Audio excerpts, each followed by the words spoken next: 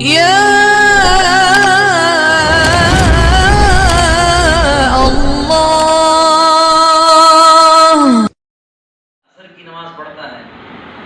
عصر کے سے لے کر فجر سے لے کر ظہر سے لے کر عصر تک جتنے اس نے گناہ کیے وہ بھی اللہ معاف فرماتا ہے۔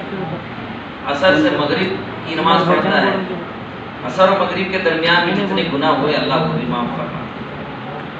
جو آدمی پھر عشاء کی نماز پڑھتا ہے تو عشاء کی نماز پڑھ کر سوتا ہے اور فجر کی نماز پھر جماعت کے ساتھ پڑھتا ہے تو اللہ پاک پوری رات اسے عبادت کرنے کا ثواب ملتا ہے۔ جو عشاء کی نماز پڑھ کر پھر فجر کی نماز جماعت کے ساتھ پڑھتا ہے تو اللہ پاک اسے پوری رات عبادت کا ثواب۔ جماعت سے نماز پڑھو گے تو 27 نمازوں کا ثواب اللہ پاک دے رہے ہیں۔ بستی کی جامع مسجد میں آپ نماز پڑھ رہے ہیں تو 500 نماز کا ثواب مل رہا ہے، اور اللہ نے توفیق دیا مسجد اقصی میں نماز پڑھو گے تو حدیث پاک میں آتا ہے 25,000 کا ثواب۔ پیارے آقا محمد صلی اللہ علیہ وسلم فرماتے ہیں جو میری مسجد میں نماز پڑھے گا اسے 50,000 کا ثواب ملے گا۔ اور آگے حدیث پاک میں آتا ہے کہ کوئی اللہ کا گھر بیت اللہ حرم شریف میں جا کر نماز پڑھتا ہے تو پھر اللہ پاک اسے 1,00,000 نماز کا ثواب اللہ پاک 1,00,000 نماز پڑھنے کا۔ تاریخ حرمین شریفین کی کتاب ہے، اس میں یہ بات لکھی ہے وہ 1,00,000 نماز پڑھنے کے لیے ہمیں کتنا وقت درکار ہے؟ تو 1,00,000 نماز پڑھنے کے لیے 52 سال 6 مہینے 9 دن کی ضرورت ہوتی ہے صرف فرض ادا کرنے کی۔ تو اللہ اس امت کو 52 سال 6 مہینے 9 دن کا ثواب صرف حرم میں ایک نماز پڑھنے پہ دے رہا ہے۔ تو میرے بھائیو بزرگوں دوستو، یہ تو اللہ کا اس کے رسول نے ہمیں فضائل بتائے۔ ہمارے اکابرین میں سے ایک مولانا حسین احمد مدنی رحمۃ اللہ علیہ، اللہ ان کے خبر پہ ہزاروں رحمتیں نازل فرمائے۔ ان سے کسی نے پوچھا کہ حضرت یہ جو تبلیغ والے ہیں نا یہ بہت لمبے لمبے ثواب سناتے ہیں، فضائل سناتے ہیں، واقعی میں ہے بھی یا یہ صرف ایسے ہی سناتے ہیں؟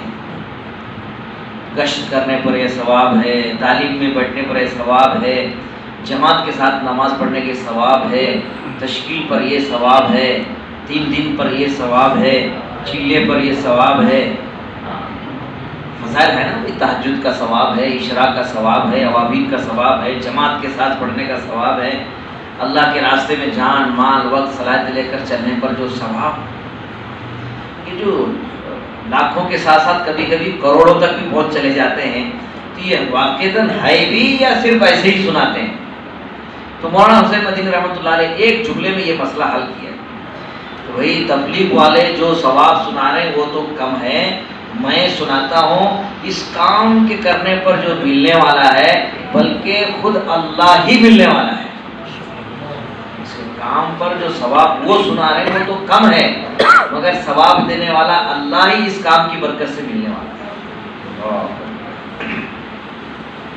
تو میرے بھائیو بزرگوں دوستو، جب شوق عمل کا جذبہ پیدا ہوتا ہے، کسی عمل سے جب محبت پیدا ہوتی ہے، کسی ذکر سے اس کا تعلق پیدا ہوتا ہے تو پھر اللہ کو یاد کرنے میں اور نبی کی سنتوں کو اپنانے میں بڑی محبت اللہ تعالیٰ اس کے دل میں ڈالتے ہیں، اس کی حلاوت اسے نصیب ہوتی ہے۔ آج ہمارے اللہ والے کہہ رہے ہیں نگاہ اٹھا کر چلنے کا جو مزہ آج ہمیں محسوس ہو رہا ہے نا بھائی، نگاہ اٹھا کر ننگی تصویریں دیکھ رہے ہیں، گندا ماحول دیکھ رہے ہیں، ننگا ناچ دیکھ رہے ہیں، بے حیائی کے مناظر اپنے آنکھوں سے دیکھ رہے ہیں، ایک عجیب قسم کا مزہ وقتی طور پر ان آنکھوں کو نصیب ہو رہا ہے، مگر آنکھ جھکانے کا اگر مزہ کسی کو پتہ چل جائے کہ اس میں کیا ملنے والا ہے، اسی لیے اللہ والوں نے یہ بھی لکھا ہے کہ بھائی جو اللہ والوں کے پاس جو دولت ہوتی ہے، جو سکون قلب ہوتا ہے، اطمینان قلب ہوتا ہے، تعلق مع اللہ ہوتا ہے، اللہ کی جو معرفت اور نور نسبت جن بزرگوں کے پاس ہوتی ہے، وہ سکون کا پتہ اگر وقت کے بادشاہوں کا اگر پتہ چل جائے کہ یہ ان کے پاس ایسی بڑی دولت ہے تو وہ اپنی فوج لے کر حملہ کر کے اس سکون کو حاصل کرنے کی فکر کریں گے۔ اللہ نے چھپا کے رکھا ہے میرے بھائی بزرگوں، اگر کسی کو نماز کی حلاوت نصیب ہو جائے، ذکر کی حلاوت نصیب ہو جائے، علم کی حلاوت نصیب ہو جائے، اخلاق اور کرداروں سے نصیب ہو جائے، نبی کا پاکیزہ زندگی اور نبی کی سچی محبت اور سچی طلب اس کی زندگی میں جب آ جاتی ہے تو میرے بھائیوں نیند اس کی حرام ہو جاتی ہے۔ اس لیے ہم نے سنا نا بیانات میں اپنے بزرگوں سے، مولانا الیاس صاحب رحمۃ اللہ علیہ روتے تھے، اتنا روتے تھے کہ بیوی نے ایک دن کہا کہ آپ اتنا روتے کیوں ہیں، آپ اتنا روتے کیوں ہیں؟ تو حضرت مولانا الیاس صاحب رحمۃ اللہ علیہ نے فرمایا کہ اگر میرا رونا تجھے پتہ چل جائے تو پھر رونے والے دو ہو جائیں گے۔ تو میرے بھائیوں، بزرگوں، دوستوں، یہ محبت کی بات ہوتی ہے، جذبہ ہونا چاہیے، شوق ہونا چاہیے۔ آپ نے سنا ہوگا حدیث پاک میں آتا ہے کہ اللہ کے رسول صلی اللہ علیہ وسلم فرمایا قیامت کے دن میری امت کی پہچان یہ ہوگی کہ ان کے اعضائے وضو چمکتے ہوں گے، یعنی جو وضو کے جو اعضاء ہیں، یہ ہاتھ، پیر، چہرہ، یہ چمکتا ہوگا، پوری امت جمع ہے، مگر اس میں محمد صلی اللہ علیہ وسلم کی امت کی پہچان کیا ہوگی؟ محمد صلی اللہ علیہ وسلم کی امت کی پہچان کیا ہوگی؟ تو فرمایا جن کے اعضائے وضو کے جو اعضاء ہیں وہ چمکتے ہوں گے۔ سبحان اللہ۔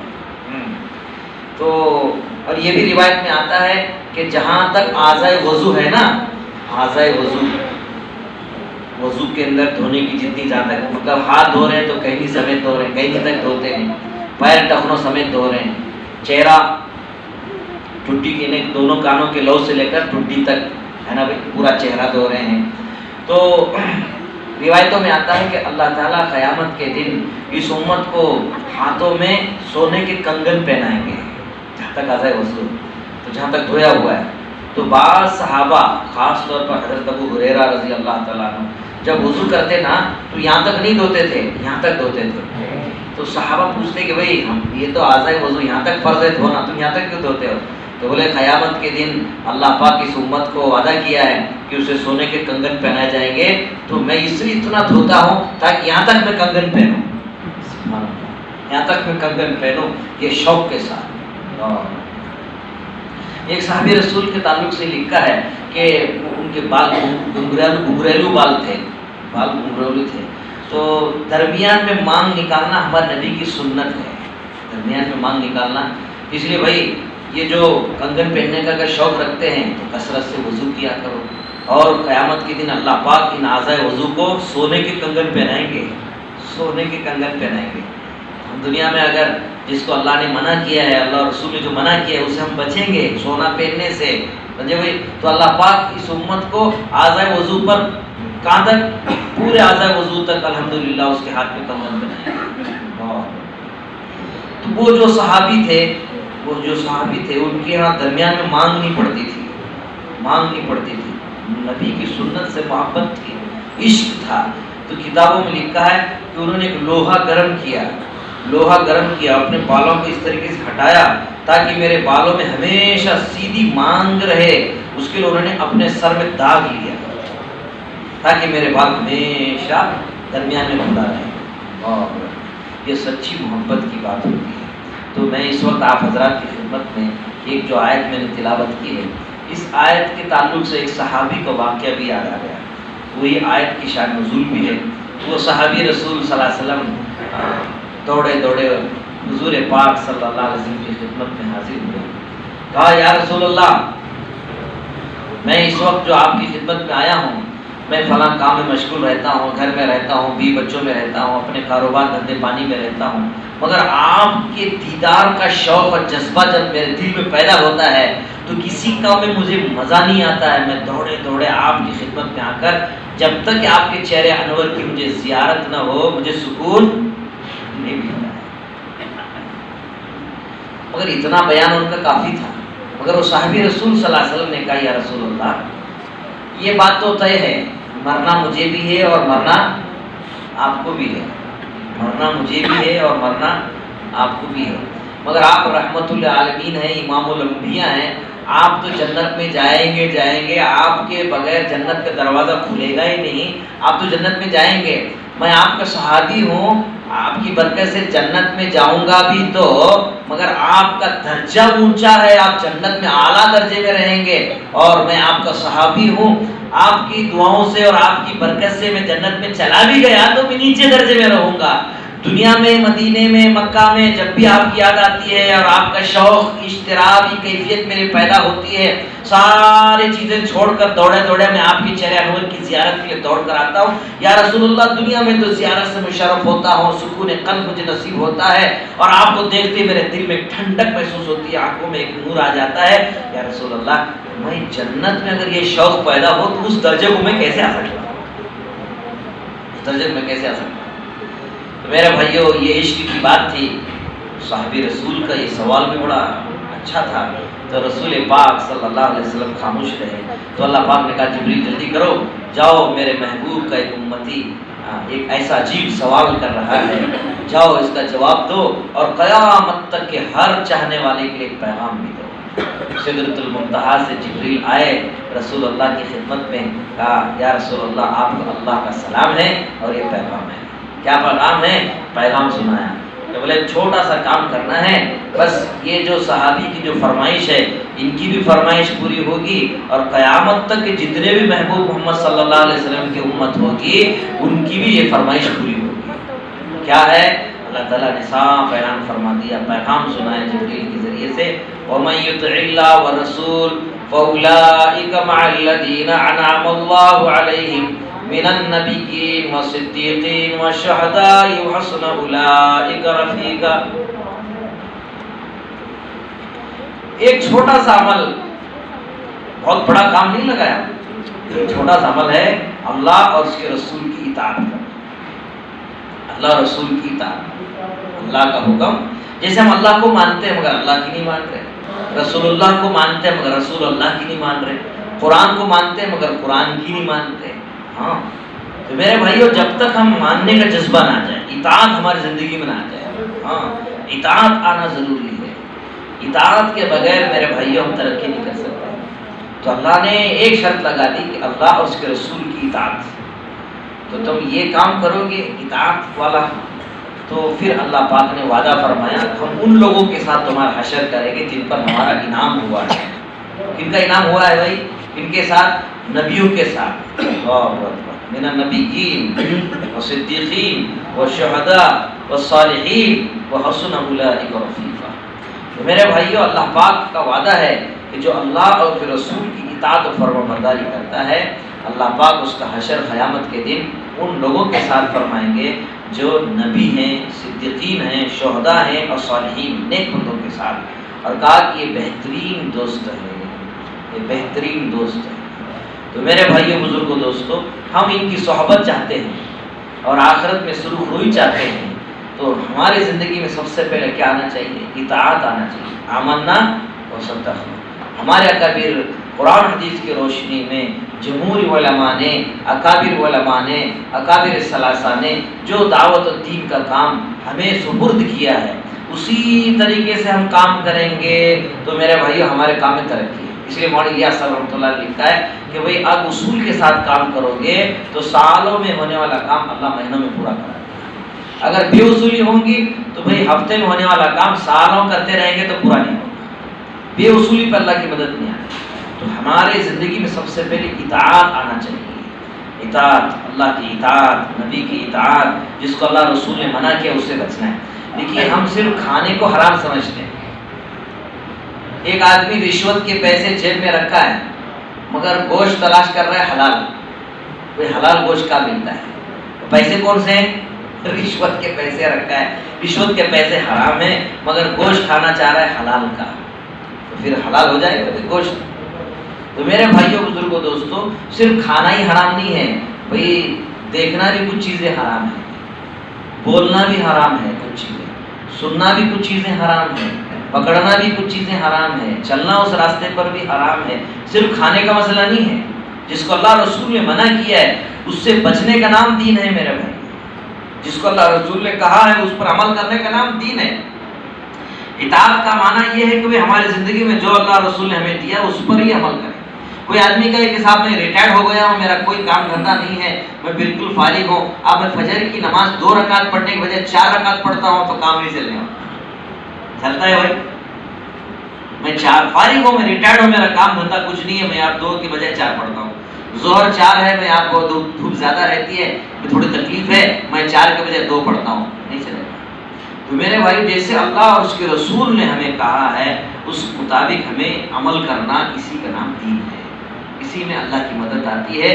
تو اسی لیے ہمارے اکابر علماء جب بھی اللہ کے راستے میں بھیجتے ہیں، یا جب بھی اجتماعات ہوتے ہیں، یا جب بھی ہمارے حلقے کا جوڑ ہوتا ہے، یا جہاں کہیں بھی دعوت کی فکر اور فضا قائم ہوتی ہے، اس میں سب سے بنیادی طور پر یہی باتوں کا مذاکرہ ہوتا ہے کہ بھئی ہر کام کرنے والے داعی کے اندر اطاعت کا جذبہ ہونا چاہیے، ماننے کا جذبہ ہونا چاہیے۔ ہاں، دوسری بات بھی ہمارا ہر کام مشورے سے ہونا چاہیے، ہر کام ہمارا مشورے سے ہو۔ مشورے کے اندر بڑی خیر و برکت ہوتی ہے۔ اللہ نے اپنے نبی سے کہا ہے کہ تم مشورہ کرو صحابہ سے، تو مشورے کے ساتھ اگر ہم کام کریں گے تو خیر وجود میں آتا ہے۔ تو ہمارے اندر اطاعت کا جذبہ بھی ہو، مشورہ بھی ہو۔ مشورہ ہے تو میرے بھائیوں مشورے کے ساتھ چلتے رہے، تو اس کے ساتھ ساتھ چلنے میں اصول کا پابند بنے۔ ہاں، اصول ہے ہر ایک کی، بھائی ہر ایک کا ایک اصول ہوتا ہے نا۔ اگر کوئی آدمی نماز تو پڑھ رہا ہے مگر اصول کے تحت نہیں پڑھ رہا ہے تو نماز ہوگی میرے بھائی؟ نماز کے اندر اصول ہے۔ ہم بے اصولی کریں گے تو ہماری نہ حج صحیح ہوگا، نہ عمرہ صحیح ہوگا، نہ نماز صحیح ہوگی، نہ ہماری کوئی چیز صحیح نہیں ہوگی۔ بھائی اللہ رسول نے جیسا کہا، جیسے اللہ کے رسول نے کہا ہے ویسا تو ہم نہیں کر سکتے، مگر دیگر اعمال میں اللہ کے رسول نے کہا کہ میں جیسے حج کروں ویسا ہم نہیں کر سکتے، میں جیسا روزہ رکھتا ہوں ویسا ہم روزہ حضور جیسا نہیں رکھ سکتے، 100 میں مثال ہے۔ مگر رسول پاک صلی اللہ علیہ وسلم نے ایک فلسفہ اور ایک قانون ایسا ہمیں بتا دیا کہ نماز پڑھو ایسی جیسے میں نماز پڑھتا ہوں۔ ہاں، نماز پڑھو ایسی، صلو کما رأیتمونی اصلی، نماز پڑھو ایسی جیسے میں نماز پڑھتا ہوں۔ تو میرے بھائیو ہم نماز کو سنت کے مطابق بنائیں گے تو بزرگوں نے لکھا ہے کہ بھئی اس کے اندر ساری چیزیں ہیں۔ نماز کے اندر اطاعت ہے نا بھئی؟ نماز میں بولنا حرام ہے، نماز میں کھانا حرام ہے، نماز میں سونا حرام ہے، نماز میں ادھر ادھر دیکھنا حرام ہے۔ جس کی نماز صحیح ہو گئی سمجھو کہ وہ دین کا اکثر حصہ اس کی زندگی میں آ گیا۔ بہت سے لوگ کہتے ہیں کوئی تبلیغ والے، بہت سے جماعت والے اعتراض کرتے ہیں کہ بھئی تبلیغ والے حج کے بارے میں کیوں نہیں بولتے، زکوٰۃ کے بارے میں کیوں نہیں بولتے، ہاں تبلیغ والے کیا ہے جہاد کے بارے میں کیوں نہیں بولتے۔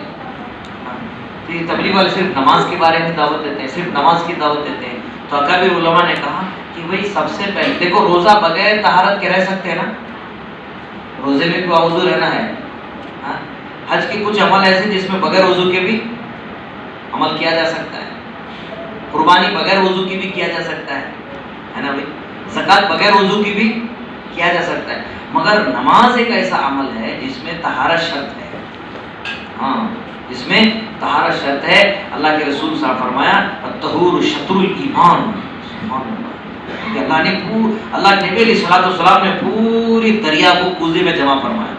الطہور شطر الایمان، طہارت پاکی کیا ہے بھائی؟ آدھا ایمان ہے، پاکی آدھا ایمان ہے۔ تو میرے بھائیو اگر پاکی آ گئی ہمارے اندر، اب پاک کیا کیا رکھنا ہے وہ بھی شرائط نماز میں بتا دیا گیا ہے۔ تو ماشاءاللہ نماز کے کپڑے، نماز کی جگہ، بہت سی چیزیں پاک رکھ رہے ہیں۔ تو وہی ہمارے اکابری بھی شوق کہہ رہے ہیں کہ وہی ہمارے گھر بھی پاک رکھنا چاہیے، اپنا بستر بھی پاک رکھنا چاہیے۔ ماشاءاللہ دعوت کی برکت سے گھر بھی پاک ہیں، بستر بھی پاک ہیں، مگر میرے بھائیو ہماری آنکھ بھی پاک ہو، ہماری زبان بھی پاک ہو، ہمارے کان بھی پاک ہو، ہمارا دماغ بھی پاک ہو، ہمارا دل بھی پاک ہو۔ سمجھے بھائی؟ یہ بھی گندے ہو رہے ہیں آج۔ ان گندگیوں کے ساتھ میرے بھائیوں جو نحوست جو ہمارے ساتھ لگی ہوئی ہے، گھر میں برکت نہیں ہو رہی ہے، ساتھی ہمارے جڑ رہے نہیں ہیں، اجتماعی اتنی پیدا ہو رہی ہے، اصل کیا ہے؟ گندگی جمع ہوتی جا رہی ہے۔ ابھی ہم سفر میں تھے عمرے کے، کسی اللہ والوں سے سنا کہ بھئی ہر امتی کے نام اعمال نبی پاک صلی اللہ علیہ وسلم کی خدمت میں پیش کیا جاتا ہے، ہر امتی کا سلام کا جواب حضور پاک صلی اللہ علیہ وسلم دیتے ہیں۔ ہم کیا سلام کرتے ہیں؟ الصلاۃ والسلام علیک یا رسول اللہ، ہے نا، بولتے ہیں، سلام پیش کرتے ہیں۔ تو جواب تو آتا ہے مگر ہمیں جواب سنا نہیں آ رہا ہے۔ مگر کچھ اللہ والے ایسے اس وقت موجود ہیں ہاں جن کو حضور کا سلام کا جواب سنا دیتا ہے۔ ہمیں کیوں نہیں سنا دے رہا؟ ہمیں کیوں نہیں سنا دے رہا؟ اس کی وجہ یہ ہے کہ ہمارے کانوں میں گناہوں کا ایسا میل بیٹھا ہوا ہے کہ جو میل ہماری آواز اندر تک نہیں جا رہی۔ ہر نبی کو، ہر امتی کا ہر نبی، ہمارے نبی پاک صلی اللہ علیہ وسلم اس کا جواب دیتے ہیں، مگر سنا نہیں آ رہا ہے، سنا نہیں آ رہا ہے۔ تو رسول اللہ صلی اللہ علیہ وسلم نے اس امت کو پیغام دیا کہ بھئی پاک صاف رہیں، تو ہم ظاہر بھی پاک رہنا چاہیے اور باطن میں بھی پاک رہنا چاہیے۔ اس لیے گندی جگہ سب سے زیادہ کون سی ہے؟ بیت الخلا ہے نا، گندی جگہ بیت الخلا۔ مگر گندی جگہ سے واپس آنے کے بعد اللہ کے رسول صلی اللہ علیہ وسلم دعا سکھا رہے ہیں۔ کیا دعا سکھا رہے بھائی؟ غفرانک الحمدللہ الذی اذھب عن الاعضاء وعافانی، اللہ مجھے معاف فرما۔ گندگی سے آ رہا ہے اور معافی مانگ رہا ہے، وہاں تو کوئی گناہ نہیں کیا نا، اور پھر کہہ رہا ہے الحمدللہ، تو کیا مطلب ہے؟ تو محدثین اکرام نے لکھا ہے کہ اس دعا کا نبی نے یہ دعا اس امت کو اس لیے سکھائی ہے کہ بھئی گندگی میں ہم بیٹھے تھے، کہا کہ اے اللہ میرے بس میں جو گندگی تھی میں نکال دیا، مگر کچھ گندگی ایسی ہے جو اندر لگی ہوئی ہے، اس کو پاک فرما۔ میرے اندر کی گندگی تو پاک میں نے اپنے بس سے نکال دیا، اللہ جو اندر کی گندگی ہے، ہاں اندر کی گندگی کیا ہے؟ بہت سی گندگی لگی ہے، کبر ہے، ہاں نافرمانی ہے، شرک ہے، عجب ہے، جو بھائی بہت سے اندر کے کبر اور حسد ہے، کینہ ہے، کپٹ ہے، یہ گندگی اندر لگی ہوئی ہے۔ اے اللہ یہ میں نے تو اپنی بس کی گندگی نکال دیا، مگر اندر کی گندگی اور جو باقی ہے اس کو بھی نکال دیا۔ تو آقا نے فرمایا اور رسول پاک صلی اللہ علیہ وسلم نے پاکی آدھا ایمان ہے۔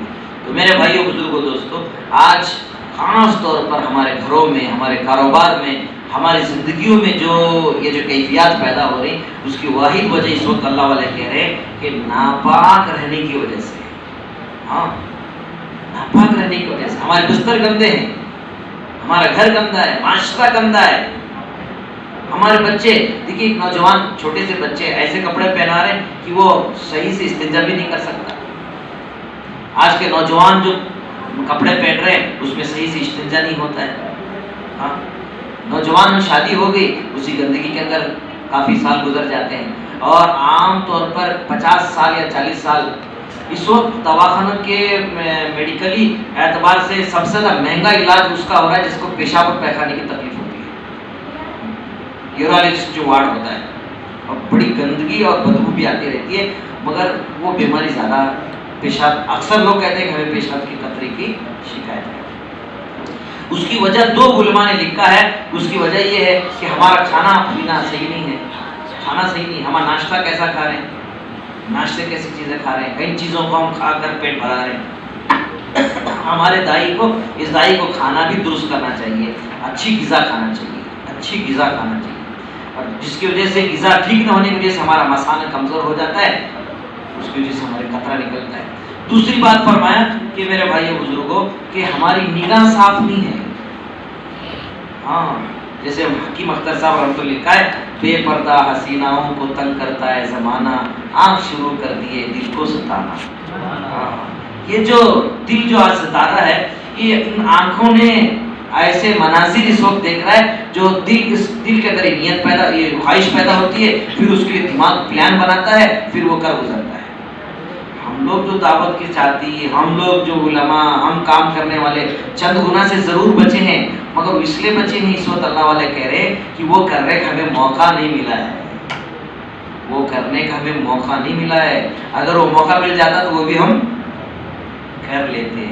مگر میرے بھائیو بزرگوں دوستو کہ یہ کیفیات، یہ جو نگاہوں کی، یہ کیمرہ ہے، یہ اپنی نگاہوں کی حفاظت۔ تو میرے بھائیو یہ کیمرہ کب دھلتا ہے معلوم آپ کو؟ کب دھلتا ہے معلوم آپ کو؟ جیسے آپ اللہ اکبر کر کے مسجد میں ہاتھ باندھیں گے تو وہ ساری تصویریں آنا شروع ہو جاتی ہیں، کیمرہ دھلنا شروع ہو جاتا ہے۔ اسی لیے علماء نے لکھا ہے میرے بھائیو، نماز کے اندر جو آدمی اپنی نگاہوں کی حفاظت کرتا ہے، یعنی جہاں نگاہ رکھنے کا حکم دیا گیا ہے، تو آپ قیام میں کھڑے ہیں تو اس کی حکمتیں لکھیں ہیں، قیام میں کھڑے ہیں تو سجدے کی جگہ پر آپ کی نگاہ ہونی چاہیے، اور یہ تصور کرنا چاہیے یہ زمین ہے، یہاں میں سجدہ کر رہا ہوں، ایک وقت آئے گا کہ میں اسی زمین میں دفن کر دیا جاؤں گا۔ آپ رکوع میں جا رہے ہیں تو رکوع میں جانے کے بعد آپ کے دونوں یہ پیر کے انگوٹھوں پر آپ کی نگاہ رکھتے ہیں، اس پر نگاہ جمانا چاہیے، مجھے نگاہ جمانا چاہیے. تو اس میں حکمت لکھا ہے کہ سوچنا چاہیے کہ حدیث پاک بھی آتا ہے, کتابوں میں بھی آتا ہے کہ موت کی جو ابتدا ہوتی ہے, روح کھینچنے کی جو ابتدا ہوتی ہے, وہ پیروں سے شروع ہوتی ہے, پیروں سے شروع ہوتی ہے.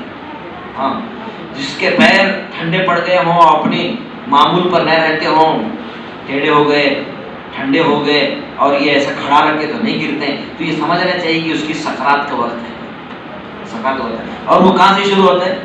پیر کے انگوٹھے سے شروع ہوتا ہے. سوچنا چاہیے کہ مجھے جب موت آئے گی, روح جب کھینچی جائے گی, تو یہاں سے شروع ہوگا. ہاں, تو بہت سی حکمتیں لکھے ہیں. اور یہ بھی فرمایا کہ جو نماز کے اندر اپنی نگاہوں کی حفاظت کرتا ہے تو باہر بھی اپنی نگاہوں کی حفاظت کر لیتا ہے, باہر بھی اپنی نگاہ غلط استعمال نہیں کرتا, غلط نہیں اٹھاتا ہے. تو آقا مدنی صلی اللہ علیہ وسلم نے ہمیں پورے دریا کو کوزے میں جما کر میرے بھائیوں طہارت کا باب ہمیں دیا ہے. اس لیے تبلیغ والے, دعوت کا کام کرنے والے سب سے پہلے نماز کی دعوت دیتے ہیں کہ بھئی نماز قائم کریں, نماز قائم کریں, یہ بنیاد ہے میرے بھائیوں.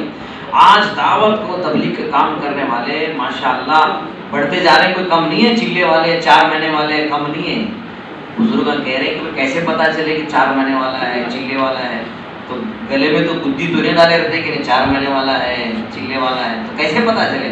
تو ہمارے مولانا فرما رہے تھے کہ بھئی نماز سلام پھیرنے کے بعد, فجر کی ہو یا ظہر کی ہو, مغرب کی ہو, عشاء کی ہو, سلام پھیرنے کے بعد جو جتنے پیچھے کھڑے رہتے ہیں نا, جن کی رکعت چھوٹی رہتی ہے, سمجھنا چاہیے کہ یا تو چلے والا ہے تو 4 مہینے والا ہے. وہی علامت.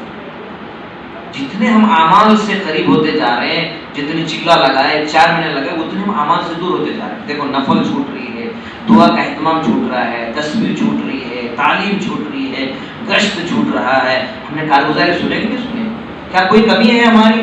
پہلے 2-4 ہی تھے بستی کے اندر, ماشاءاللہ پوری بستی میں کام کھڑا تھا, محبت تھی, الفتیں تھی, قربانی تھی, جذبہ تھا, ایک دوسرے کے لیے مر مٹنے کے جذبے تھے, مر مٹنے کے لیے.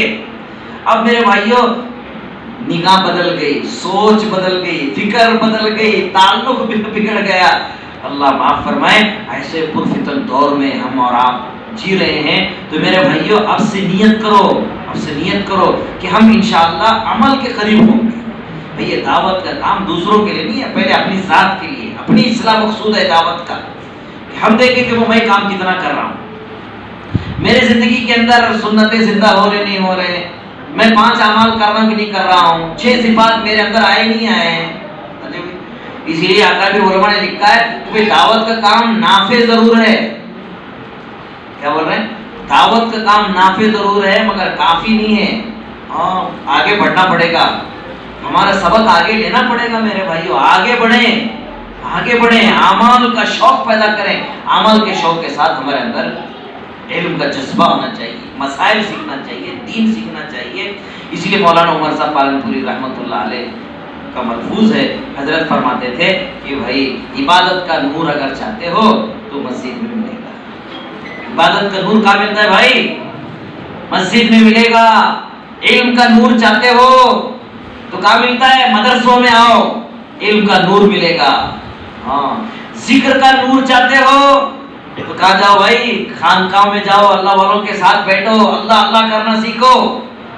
مولانا یحییٰ صاحب رحمۃ اللہ علیہ, جو شیخ زکریا رحمۃ اللہ علیہ کے والد صاحب ہیں, وہ سہارنپور سے رائے پور جاتے تھے. مولانا عبد القادر صاحب رائے پوری کی خدمت میں جاتے تھے اور جا کر بازو بیٹھتے تھے.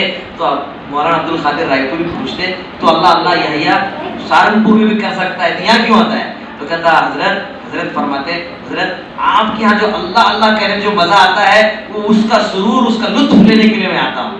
سبحان اللہ. جب اللہ اللہ کہنے کا اسے شوق جذبہ پیدا ہوتا ہے تو پھر وہ اللہ والوں کی مجلس, اس کا نور اسے نصیب ہوتا ہے. تو ذکر کی جو مجلسیں ہوتی ہیں وہاں ذکر کا نور ملتا ہے. اور آگے فرمایا مولانا عمر صاحب پالنپوری رحمۃ اللہ علیہ نے, میرے بھائیوں فرمایا کہ ایمان کا نور ہے نا. یہ ہماری ایمان نور کیا ہے, ایمان کتنا بڑا ہے, ایمان میں پاور اور طاقت کتنا ہے, معلوم ہونا چاہیے نا. ایمان کا نور کہاں ملتا ہے؟ ایمان کا نور ملتا ہے اللہ کے راستے میں. ایمان کا نور کہاں ملتا ہے میرے بھائیوں؟ اللہ کے راستے میں ملتا ہے, اللہ کے راستے میں. اسی لیے اکابر علماء نے لکھا ہے کہ میرے بھائیوں ایمانی نور چاہتے ہیں تو فرمائے دعوت کا دروازہ ہے 3 دن لگانا.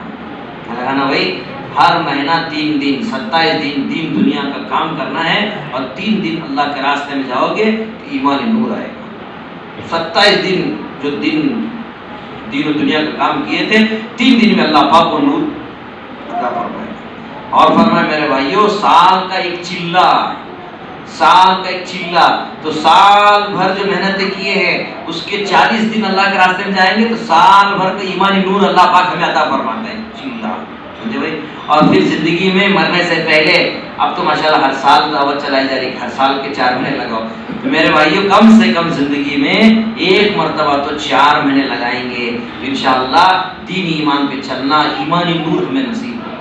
تو انشاءاللہ نیت کرتے ہیں بھائی، ارادہ کرتے ہیں، تو اس جوڑ کا، حلقے کے جوڑ کا مقصد یہی ہے کہ ہم اعمال کے اندر اضافہ ہو، مسجد جماعت ہماری مضبوط ہو، اور ہمیں اللہ کے راستے میں جانے والے ساتھیوں کی تعداد زیادہ ہو، گھروں میں تعلیم زندہ ہو، 2.5 گھنٹے زندہ ہو، ہمارا دوسرا گشت پابندی کے ساتھ ہو، اور 3 دن کی جماعتیں ہر مسجد سے، ہر محلے سے، ہر مسجد جماعت سے ہمارے 3 دن جائے، اور سال کا چلہ ہمارا لگے، اور ماشاءاللہ دین وجود میں آئے۔ یہی فکر ہے دعوت تبلیغ۔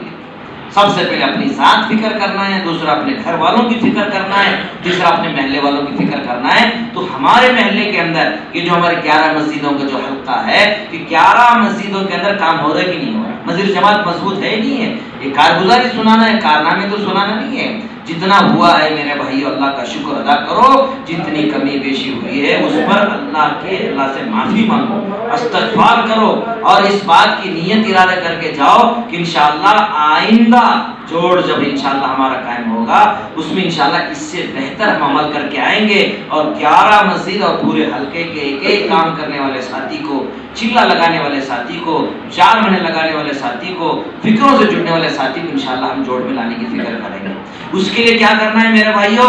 پہلے 3 دن چلہ، اور جس کا 4 مہینے